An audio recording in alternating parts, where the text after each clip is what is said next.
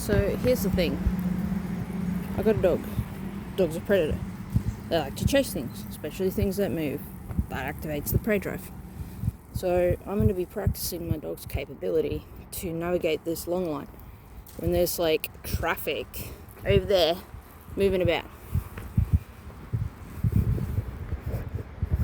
So this is called a bit of a game that I got from J Jack called Ditch Your Dog.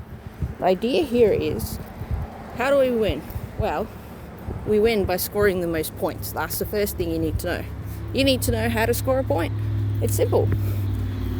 If you turn away to ditch your dog and they don't hit the end of the leash, they don't yank the leash or whatever because they're sort of aware of your movement, that's a point for them. If I turn around, because I got to pay attention, is my dog paying attention or not? That's when I try and ditch my dog, because then if they hit the end of the leash, that's a point for me. Okay, the idea here is you want to see if your dog can figure out, with as much help as needed but really as little as possible, how to win this ditch your dog game. It's all about the awareness of the dog. A lot of times people think it's about the leash. The leash is secondary. It's about that attention that dog has on you or not. So the idea here is I pick an area where I can go around, give as much distraction as I need so my dog gets distracted. Otherwise it's really hard to ditch your dog. Okay, and I'm talking about a dog that naturally isn't interested in what I do or don't do. So you can see here, she can sniff as much as she likes. I have to be careful. There's a road right there, and if I don't navigate this long line, that she doesn't get hit, that's a risk I'm taking. It's a fairly calm street. I can see people. I can navigate this leash. I can shorten this leash very quickly if I think she's going to go into the road. Anything like that. My job's to navigate the length of the leash.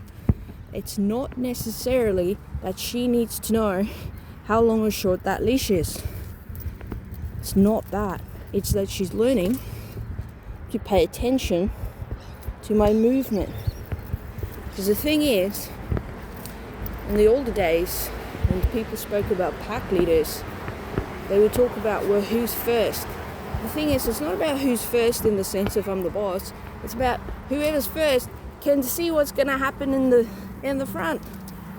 Like with scouts, they usually go out, see what's going on, comes back and reports. If there's a dog around that bend, what decision is she going to make? I don't know. Okay?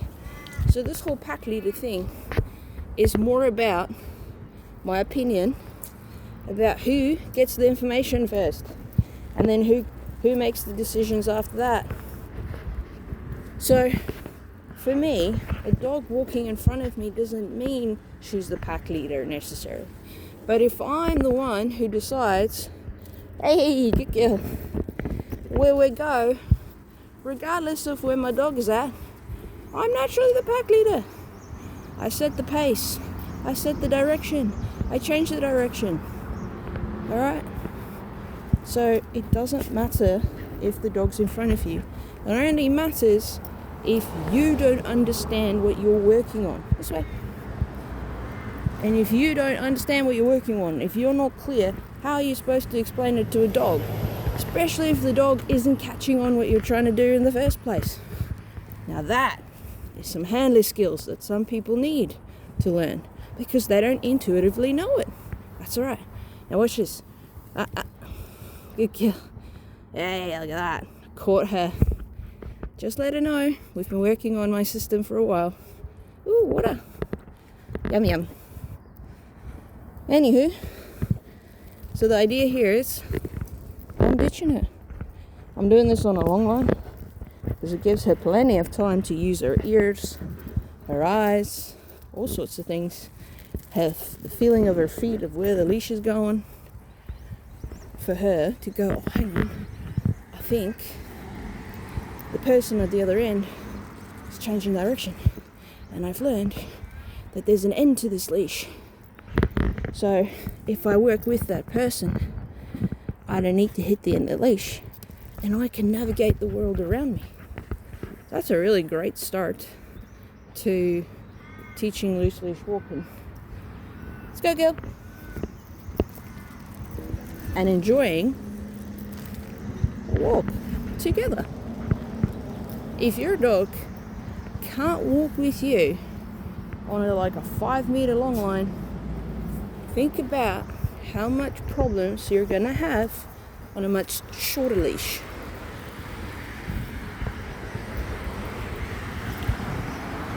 Look at that.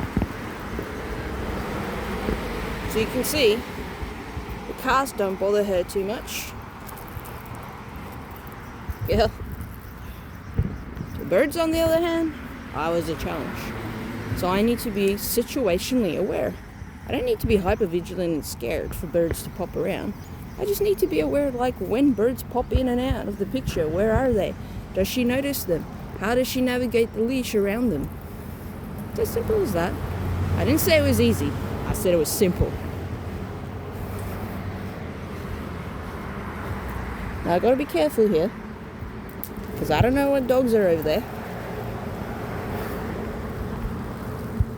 And it's for me to make sure my dog is not a health and safety risk to anyone in this neighborhood. That's my responsibility.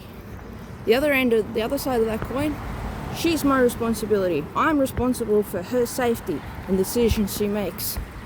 Doesn't mean I need to become a control freak. Just means I need to observe and see where she does need help. Where can I give her as much help as needed, but as little as possible? Because the less help I need to give her, the less I need to be a control freak. How cool is that? Look at this. Oh, beautiful. Good job, sweetheart. And now we can enjoy walks together. And with time, as she grows a bit more older, as she grows a bit more mature, as she grows a bit more skilled in navigating the leashes, I shorten these leashes and she learns.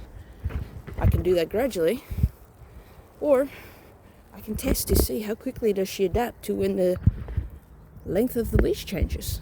That's the point here. Let's go. Look at this. She's learned. When I say let's go, she's got 2 seconds, 2 Mississippis, and then I'm moving on. So I just shorten the leash here. See if she adapts.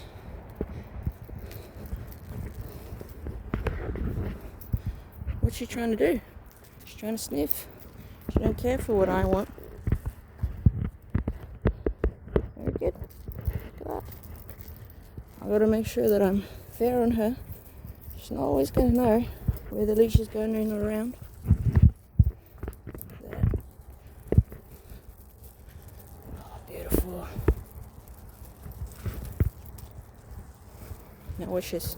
She goes that way, I go this way. Let's go.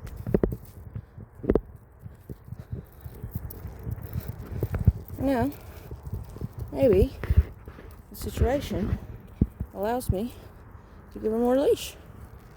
She doesn't need to know exact length of the leash. It helps to be clear with the dog, but to be honest, I need a dog that's a bit more adaptable to the situation. If I only have a 1.2 meter leash, then I have to teach the dog tolerance and acceptance of that is the leash you're getting. Gotta get to know your dog. I've got some dogs that are really easily frustrated. I have some dogs that just don't tolerate frustration very well. Now watch this. There's a lot of things that she can sniff here. So we got to navigate it. Let's go.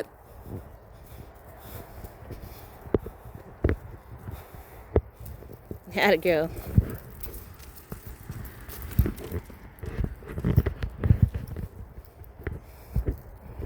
I accidentally stepped on the leash. It's a mistake. It's okay. It's not like it's going to end her cooperation with me.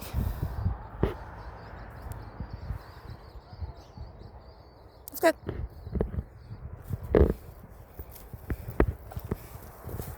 What's really cool about the long line, right, is when the dog's out in front of you, right?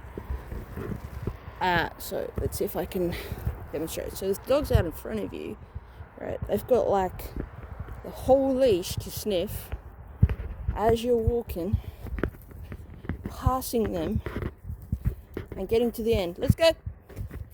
Just sniff. So my dog gets a chance to sniff as I walk on the long line. That's brilliant.